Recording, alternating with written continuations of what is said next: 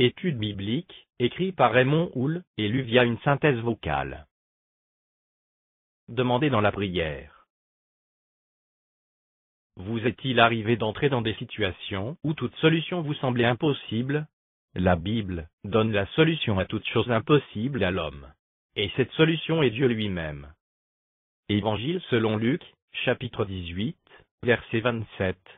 Jésus répondit, « Ce qui est impossible aux hommes est possible à Dieu. » Évangile selon Luc, chapitre 1, verset 37. Car rien n'est impossible à Dieu. Évangile selon Marc, chapitre 10, verset 27. Jésus les regarda, et dit, « Cela est impossible aux hommes, mais non à Dieu, car tout est possible à Dieu. » Livre de Job, chapitre 42, versets 1 et 2. Job répondit à l'Éternel et dit, « Je reconnais que tu peux tout, et que rien ne s'oppose à tes pensées. » Livre des Psaumes, chapitre 135, verset 6. Tout ce que l'Éternel veut, il le fait, dans les cieux et sur la terre, dans les mers, et dans tous les abîmes. Donc, tout est possible à Dieu, et rien ne peut l'empêcher de faire ce qu'il veut. Il agit encore de la même manière aujourd'hui. Livre de Malachie, chapitre 3, verset 6. Car je suis l'Éternel, je ne change pas. Épître de Jacques, chapitre 1, verset 17. Toute grâce excellente et tout don parfait descend d'en haut, du Père des Lumières, chez lequel il n'y a ni changement, ni ombre de variation. Épître aux Hébreux, chapitre 13, verset 8. Jésus-Christ est le même, hier, aujourd'hui, et éternellement. Or, si encore aujourd'hui, Dieu peut tout, cela veut dire que lorsque nous sommes en difficulté, il peut nous accorder l'aide nécessaire dont nous avons besoin dans nos difficultés, quelles qu'elles soient. Donc, il s'agit de demander à Dieu. Épître de Paul aux Philippiens, chapitre 4, verset 6. Ne vous inquiétez de rien, mais en toute chose faites connaître vos besoins à Dieu par des prières et des supplications, avec des actions de grâce. Épître aux Hébreux, chapitre 5, verset 7. C'est lui, Jésus, qui, dans les jours de sa chair, ayant présenté avec de grands cris, et avec larmes, des prières et des supplications à celui qui pouvait le sauver de la mort, ayant été exaucé à cause de sa piété, etc. Donc, il est important de demander si l'on ne possède pas. Épître de Jacques, chapitre 4, verset 2. Et vous ne possédez pas, parce que vous ne demandez pas. Le Seigneur nous encourage à demander pour recevoir. Évangile selon Jean, chapitre 16, versets 23 et 24. En vérité, je vous le dis, ce que vous demanderez au Père, il vous le donnera en mon nom. Etc. Demandez, et vous recevrez, afin que votre joie soit parfaite. Évangile selon Jean, chapitre 14, versets 13 et 14. Et tout ce que vous demanderez en mon nom, je le ferai, afin que le Père soit glorifié dans le Fils. Si vous demandez quelque chose en mon nom, je le ferai. Évangile selon Matthieu, chapitre 7, verset 11. Si donc, méchants comme vous l'êtes, vous savez donner de bonnes choses à vos enfants, à combien plus forte raison votre Père qui est dans les cieux donnera-t-il de bonnes choses à ceux qui les lui demandent. Évangile selon Matthieu, chapitre 7, versets 7 et 8. Demandez, et l'on vous donnera. Etc. Car quiconque demande reçoit. Dieu connaît d'avance tout ce dont nous avons besoin, donc lorsque nous lui demandons quelque chose, il est inutile de multiplier nos paroles. Évangile selon Matthieu, chapitre 6, versets 7 et 8. En priant, ne multipliez pas de vaines paroles, comme les païens, qui s'imaginent qu'à force de paroles, ils seront exaucés. Ne leur ressemblez pas, car votre Père sait de quoi vous avez besoin, avant que vous le lui demandiez.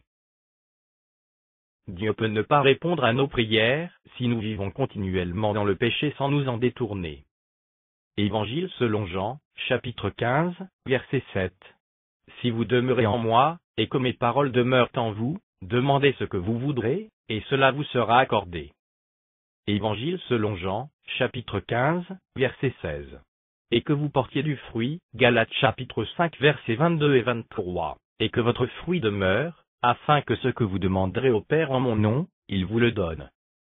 Première épître de Jean, chapitre 3, versets 22 et 23. quoi que ce soit que nous demandions, nous le recevons de lui, parce que nous gardons ses commandements, et que nous faisons ce qui lui est agréable. Et c'est ici son commandement, que nous croyions au nom de son Fils Jésus-Christ, et que nous nous aimions les uns les autres, selon le commandement qu'il nous a donné. Première épître de Pierre, chapitre 3, verset 7. Marie, montrez à votre tour de la sagesse dans vos rapports avec vos femmes, comme avec un sexe plus faible. Honorez-les, comme, devant aussi hériter avec vous de la grâce de la vie. Qu'il en soit ainsi, afin que rien ne vienne faire obstacle à vos prières.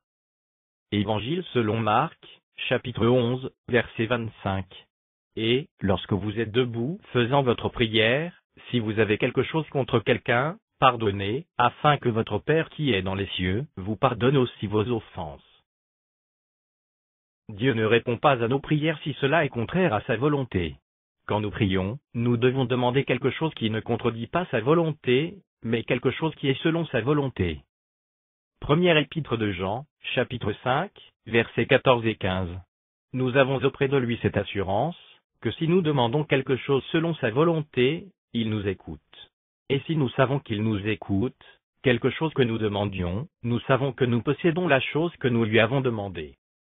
Épître de Jacques, chapitre 4, verset 3. Vous demandez, et vous ne recevez pas, parce que vous demandez mal, dans le but de satisfaire vos passions.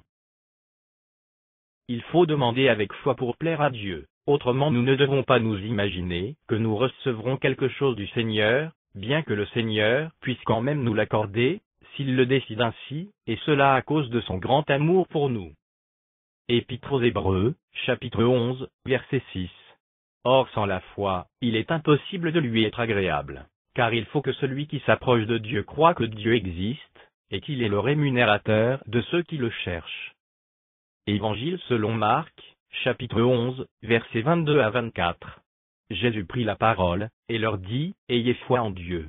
Je vous le dis en vérité, si quelqu'un dit à cette montagne, ôte-toi de là et jette-toi dans la mer, et s'il ne doute point en son cœur, mais croit que ce qu'il dit arrive, il le verra s'accomplir. C'est pourquoi je vous dis, tout ce que vous demanderez en priant, croyez que vous l'avez reçu, et vous le verrez s'accomplir. » Évangile selon Matthieu, chapitre 21, versets 21 et 22. Jésus leur répondit, « Je vous le dis en vérité, si vous aviez de la foi et que vous ne doutiez point, non seulement vous feriez ce qui a été fait à ce figuier, mais quand vous diriez à cette montagne, ôte-toi de là et jette-toi dans la mer, cela se ferait.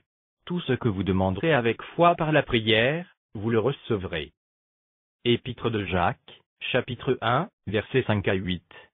Si quelqu'un d'entre vous manque de sagesse, qu'il la demande à Dieu, qui donne à tous simplement et sans reproche, et elle lui sera donnée. Mais qu'il la demande avec foi, sans douter, car celui qui doute est semblable au flot de la mer, agité par le vent et poussé de côté et d'autre. Qu'un tel homme ne s'imagine pas qu'il recevra quelque chose du Seigneur, c'est un homme irrésolu, inconstant dans toutes ses voies. Or, bien que Dieu aime qu'on lui demande avec foi pour que l'on reçoive de lui, il peut cependant nous accorder ce que nous lui avons demandé sans la foi. Dieu n'est pas obligé de répondre à une prière faite sans la foi. Même s'il le décide, il peut donner à celui-là même qui n'a pas demandé, et cela, à cause de son grand amour. Évangile selon Marc, chapitre 9, versets 23 à 25. Jésus lui dit, « Si tu peux, etc. Tout est possible à celui qui croit. » Aussitôt le père de l'enfant s'écria, « Je crois.